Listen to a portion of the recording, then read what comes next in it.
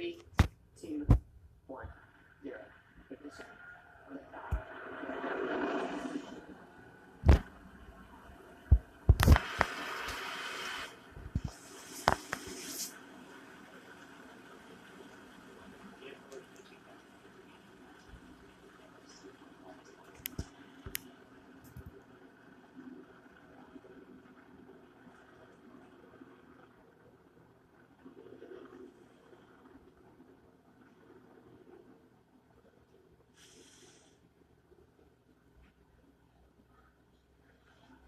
35 seconds into flight, we've had a great liftoff from Space Launch Complex 40. Falcon 9 powered under the thrust of 1.7 million pounds. We're coming up on throttle bucket, preparing for maximum dynamic pressure. Propulsion reports that we are on target, throttle down, getting ready to pass through max Q. Vehicle is supersonic and experiencing maximum dynamic pressure. We're passing through the range where aerodynamic loads are greatest on Dragon Falcon 9. The Merlin engines are now throttling back up. Propulsion reports the first stage systems are nominal. Great views from the cameras here. The blue skies, a nice daylight launch, showing Falcon 9 with Dragon headed downrange.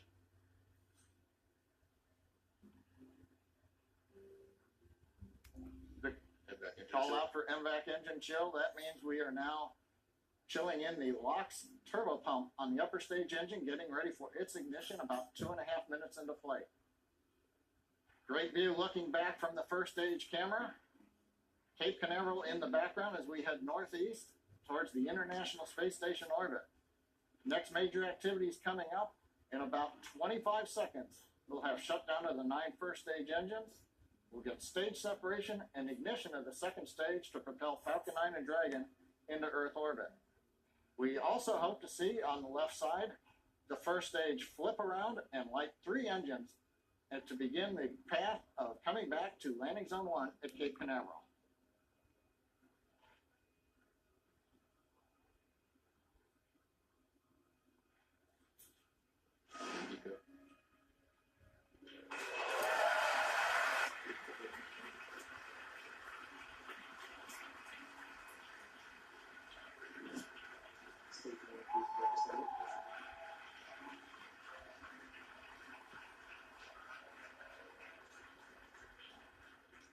Successful stage separation, ignition of the upper stage engine.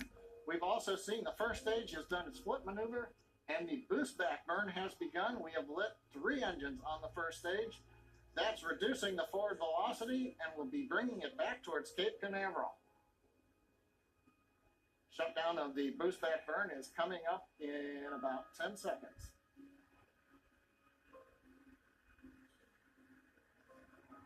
Second stage continues to look good on power.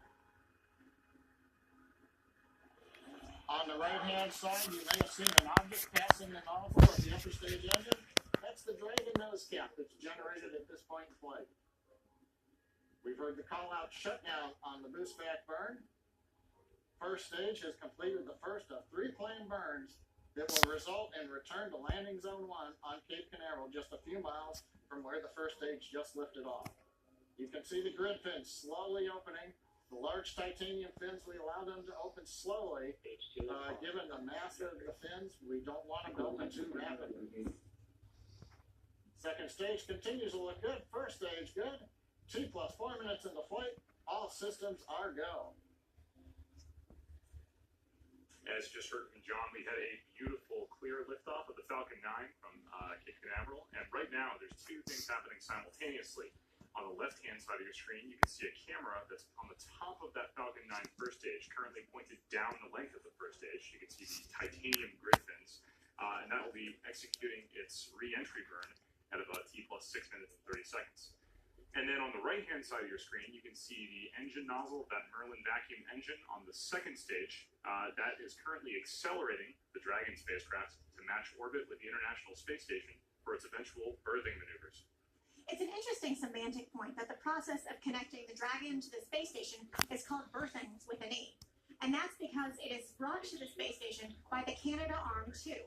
while docking actually refers specifically to two spacecraft that can connect without any external assistance. This stems from old shipping days in which ships would come into the harbor and dock themselves under their own power, while larger ships, which aren't able to easily navigate in harbors, are met by tugboats and then berthed. So, for the space station, the robotic Canadarm2 is like a tugboat for the Dragon spacecraft.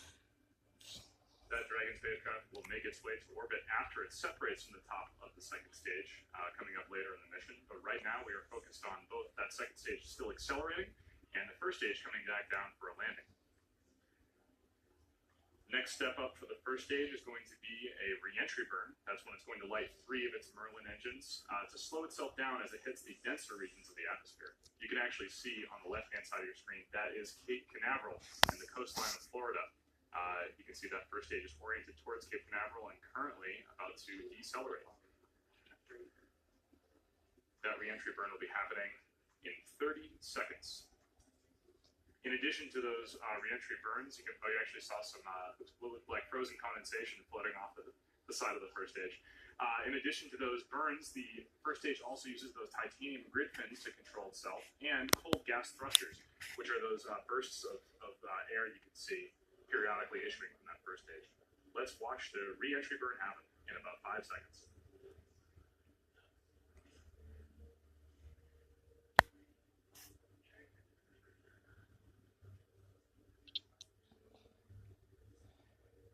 Stage 1 entry burn started.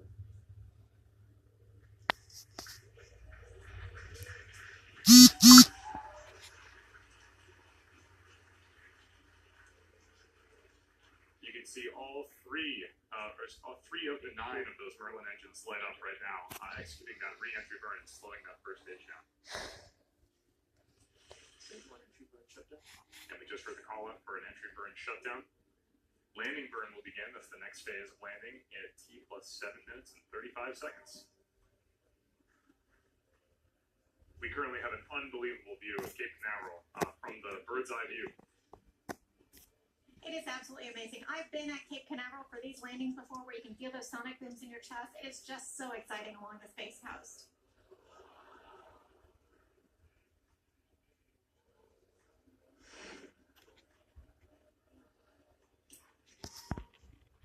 Stage 1 dress on.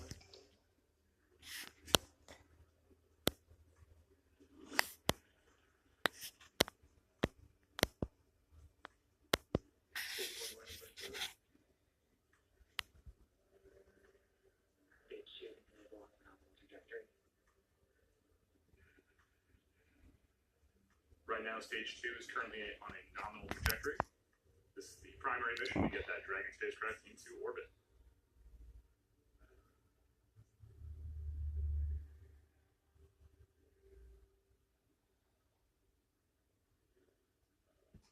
Right now, you can see that second stage engine is performing nominally with the Merlin vacuum engine glowing red hot.